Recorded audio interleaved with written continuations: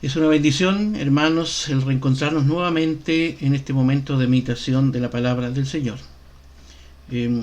Voy a tener la lectura en este momento en la carta del apóstol San Pablo a Timoteo, 1 Timoteo 3.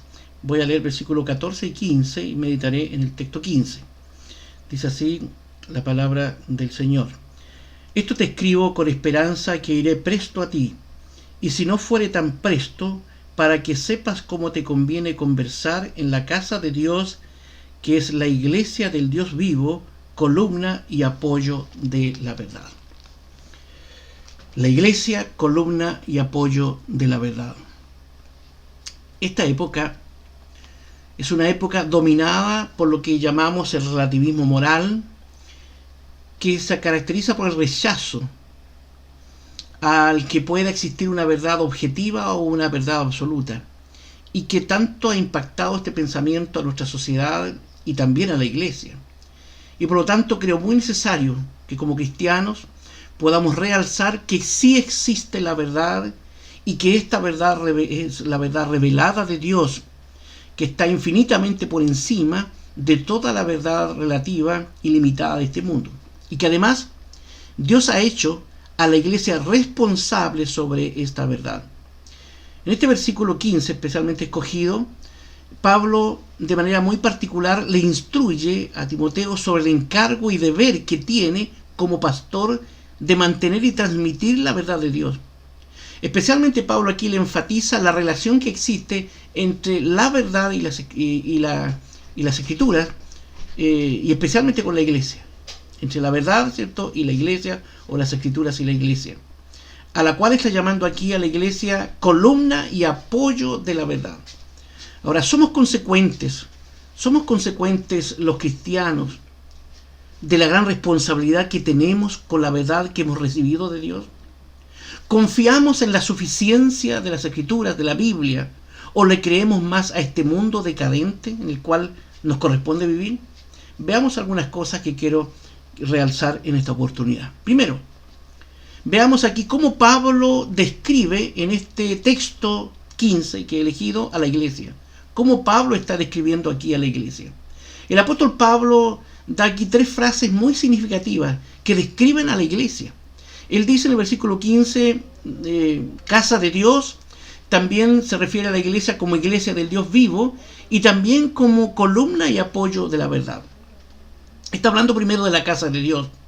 Con esta expresión el apóstol Pablo se refiere a la iglesia como un cuerpo familiar de creyentes, al lugar, ¿cierto?, y al grupo en el cual Dios habita. Así también como habitó anteriormente en el tabernáculo, posteriormente en el templo, bueno, él ahora habita y mora en su iglesia, en medio de su pueblo. Y Pablo quiere aquí impactar de alguna manera la mente de su siervo Timoteo, recordándole a él el deber a cumplir, y especialmente que pueda mantener una conducta y una administración correcta de los deberes pastorales que a él le corresponde, ¿cierto?, desarrollar. También Pablo dice que la iglesia es la iglesia del Dios vivo, esta eclesia, la casa del Dios viviente, y está enfatizando, ¿cierto?, que es la casa del Dios vivo, no es el templo, el lugar de ídolos muertos. Aquí el concepto iglesia se usa aquí no como el cuerpo viviente, sino más bien como la institución formada por congregaciones locales de creyentes unidos para hacer la obra encomendada por Dios. Pablo está quizás pensando, mientras escribe aquí, en la iglesia de Éfeso, donde estaba el templo de Artemisa o el templo de Diana, templo que tenía 127 columnas de mármol, que eran además, ¿cierto?, impresionantes. Bueno, así como un pilar sostiene a un templo, como en este caso, así también la iglesia debe sostener la verdad de Dios. La iglesia debe ser el pilar que sostenga la verdad de Dios, porque es la iglesia del Dios vivo. También sabemos que la iglesia romana dice erradamente que solo ella es infalible al interpretar las escrituras. Pero esto sabemos, ¿cierto?, que es errado, esto es antibíblico, porque ninguna iglesia local posee un don particular de infalibilidad para interpretar las escrituras. Ninguna iglesia tiene el monopolio de la interpretación privada de las escrituras. No es la iglesia la que garantiza la verdad de la fe, sino que es la verdad revelada de Dios, la que garantiza la fidelidad de las iglesias. La iglesia aquí no es la fuente de la verdad. Dios, Cristo es la verdad revelada y redentora. Y toda iglesia entonces, que es una iglesia fiel, que cree, que apoya, y es una iglesia que además depende de esta verdad que también ha recibido. Pablo habla aquí en el versículo 15 de la iglesia como columna y apoyo de la verdad. La columna, ¿cierto?, o pilar, es lo que sostiene, lo que soporta firmemente a un edificio o a cualquier tipo de construcción. Y en este caso es la iglesia ese soporte que afirma y que sostiene la verdad para que no sea destruida, para que no sea derribada. Pablo está diciendo que la verdad revelada y dada para salvación fue confiada a la iglesia como guardiana de la verdad. Y la iglesia debe ser celosa y diligente para conservar esta verdad pura, para defenderla y para esparcirla por cada rincón del mundo y a través de todos los tiempos. Y debemos creer nosotros, como hijos del Señor, toda la verdad, enseñarla correctamente y practicarla, ¿cierto?, completamente. La verdad nunca va a impactar en el mundo a menos que la hagamos parte de nuestra propia vida, de nuestra propia vivencia y de nuestro propio testimonio personal. La iglesia también, ¿cierto?, fiel, tiene la verdad. La iglesia fiel posee la verdad. Esta verdad revelada e inspirada de Dios. La verdad inerrante, completa y todo suficiente de la palabra de Dios. Nuestra única regla de fe y de conducta, que en el Antiguo Testamento estaba parcialmente revelada, pero que ha sido completada, plena y completamente, ¿cierto?, en el Nuevo Testamento. Centrándose esta en los grandes pilares en los que descansa la fe y el Evangelio, en la historia de nuestro Redentor y Salvador, en su encarnación, sus milagros, su mensaje, su pasión, su muerte y resurrección, y su venida en gloriosa majestad. Así que este texto nos llama a mantenernos en una postura totalmente firme y exacta en doctrina, principios y conducta enteramente bíblica. Y sostenemos nosotros este apego irrenunciable a las Escrituras, al oírla, al obedecerla, al enseñarla correctamente, a guardarla en el corazón, a atesorarla, a ponerla en alto como la palabra viva de Dios, al alimentarnos de ella, al meditarla, al reflexionar sobre ella, al defenderla, al predicarla y al demostrar su poder con una vida transformada y una vida consagrada. Una segunda cosa que extraemos de este texto 15 de 1 a Timoteo 3 es que la iglesia es llamada aquí a defender toda la verdad de Dios.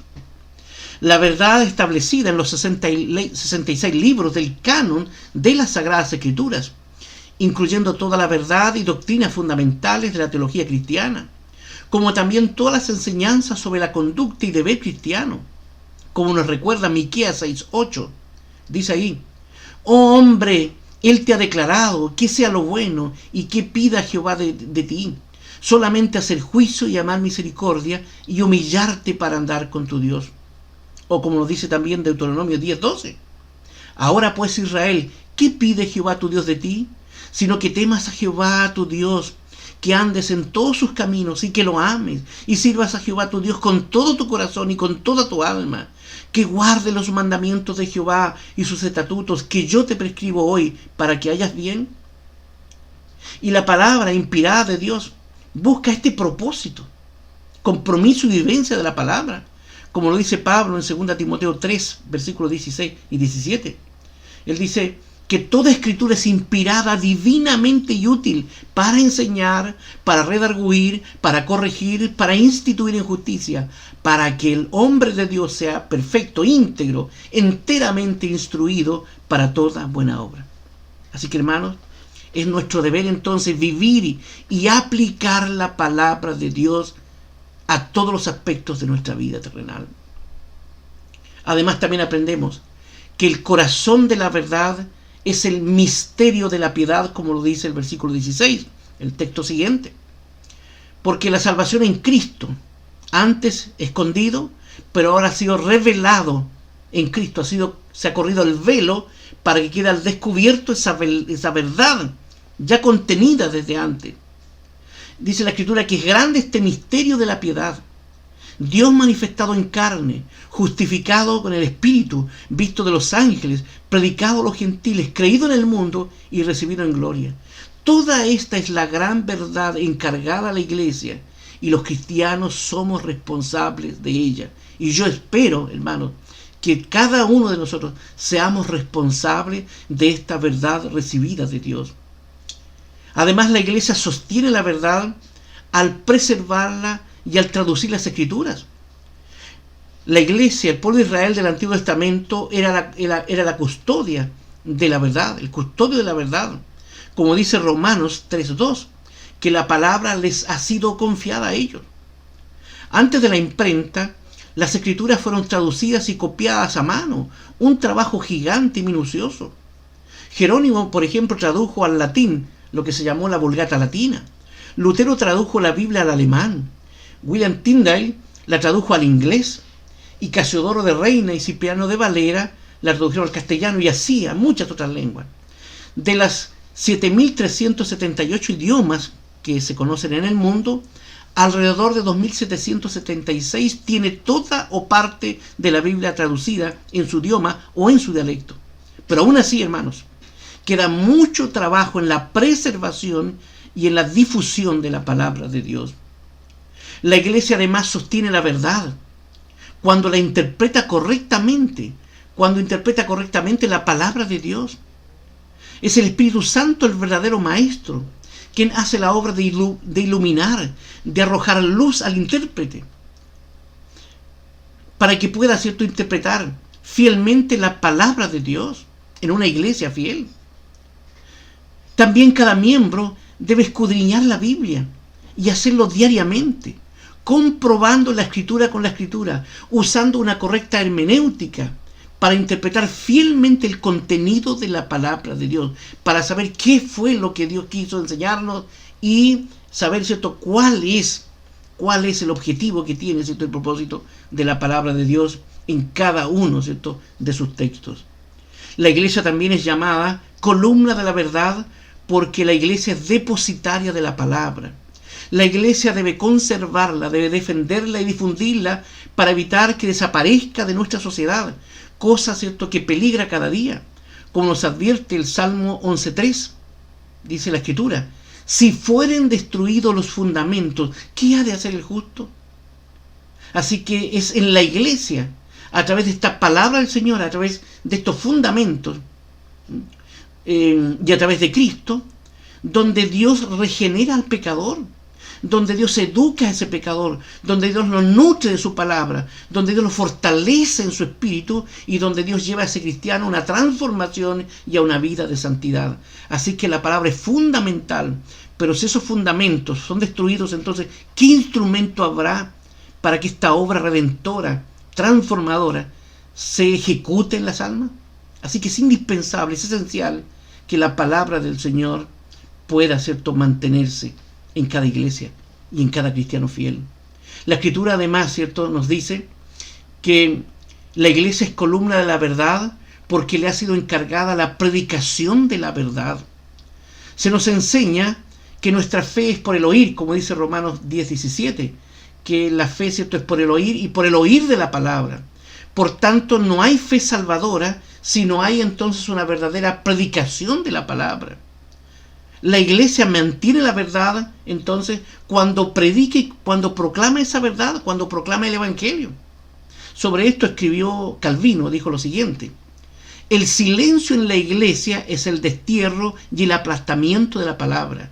Y hoy es urgente entonces, hermanos, que la iglesia sea fiel y verdadera, que hable, que sea columna de la verdad, donde el Evangelio no sea enterrado, no sea despedazado, adulterado o pisoteado. La iglesia sostiene la verdad en el mundo al predicar el Evangelio precioso de la salvación. También aprendemos a través del texto 15 que estamos estudiando que la iglesia, y solo la iglesia, es columna y apoyo de la verdad. Dios hoy usa a su iglesia fiel. Dios no usa hoy a los ángeles para mantener su verdad en el mundo. No. Dios usa hoy a sus siervos, a sus hijos fieles. Jesucristo habla a través de la enseñanza fiel de los verdaderos ministros de su palabra, Por tanto, la iglesia y solo la iglesia es columna y baluarte de la verdad. Ahora, cuánta responsabilidad, hermanos, tenemos nosotros los creyentes en la difusión del Evangelio, de la verdad pura del Señor. Dios ha dado a la iglesia también una dignidad especial, porque ningún otro cuerpo en la tierra, por importante y masivo que sea, es llamada columna y apoyo de la verdad. Sin iglesias fieles, la verdad de Dios en el mundo se derrumbaría. Así que, hermanos, es importante entonces que los cristianos, que las iglesias seamos fieles al Señor y a su palabra. Cada iglesia entonces debe probarse a sí mismo. Cada cristiano debe examinar su vida, si es que es un baluarte y columna de la verdad de Dios. Dios nos manda a probarnos a nosotros mismos. Yo pregunto, ¿somos una congregación fiel a Dios y a su verdad? ¿Somos cristianos que estamos obedeciendo toda la verdad o solo parte de la verdad? ¿Estamos como hijos del Señor dispuestos a obedecer a Dios antes que a los hombres? ¿Estamos hoy verdaderamente defendiendo la palabra de Dios? Hoy la iglesia no es ni columna ni apoyo de la verdad. Hay iglesias que no están manteniendo la verdad porque se han hecho parte del error y están comprometidos muchísimas iglesias en cualquier otra cosa, menos en predicar el Evangelio.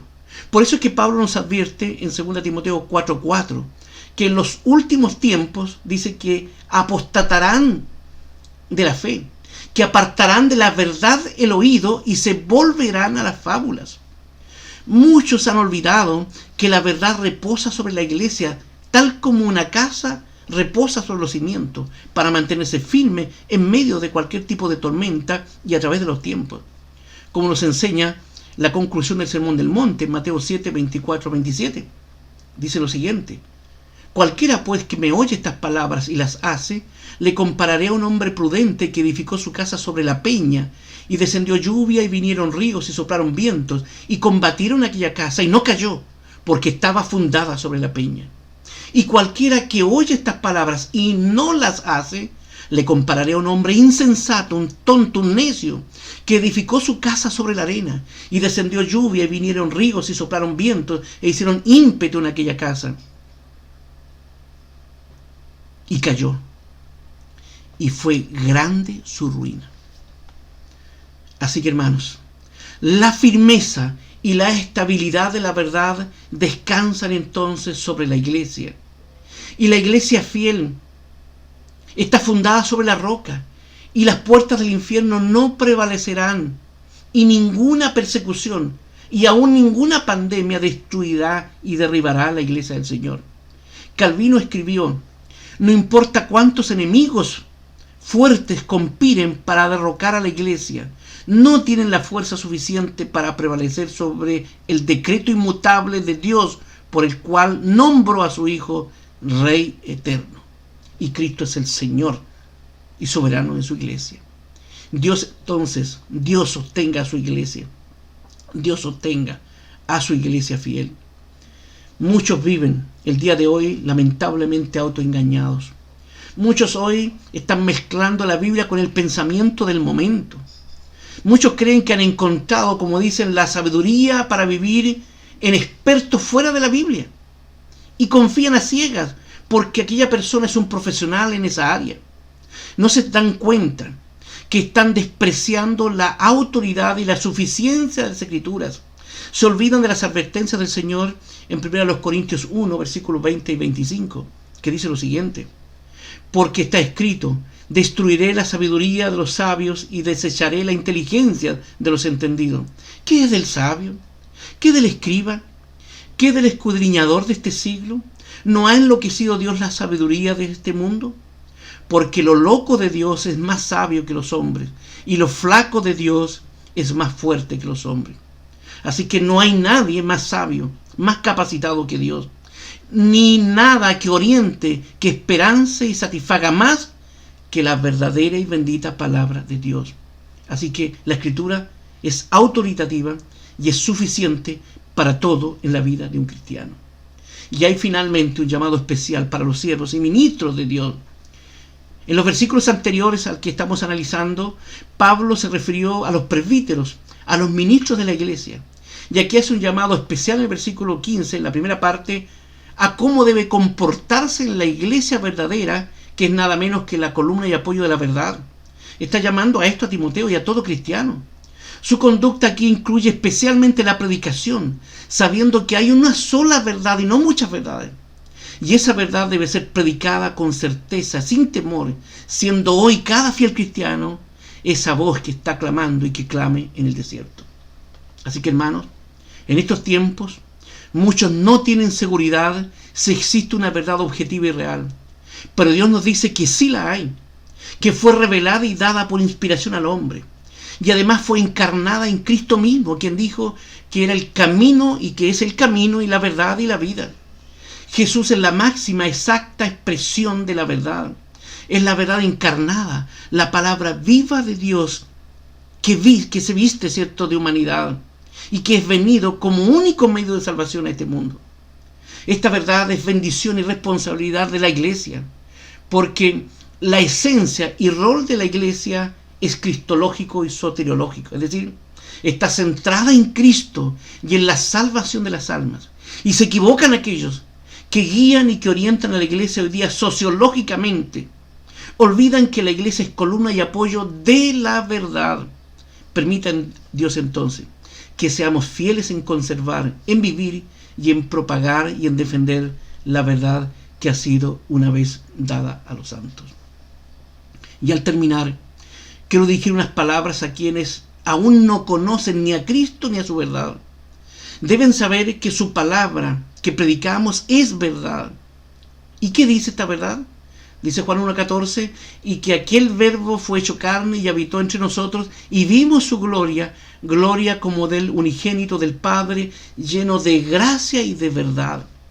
Cristo mismo dijo en Juan 14:6, yo soy el camino y la verdad y la vida. Nadie viene al Padre sino por mí. ¿Y tú que escuchas? Hoy necesitas conocer esta verdad, como dice Juan 8:32. Y conoceréis la verdad, y la verdad os libertará. Así que no rechaces la oferta de salvación en Cristo, porque este rechazo es tu condenación.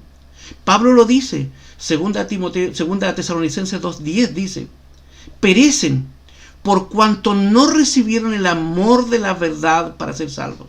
Así que hoy puedes conocer a Cristo y ser salvo por medio de esta verdad. Dios les bendiga.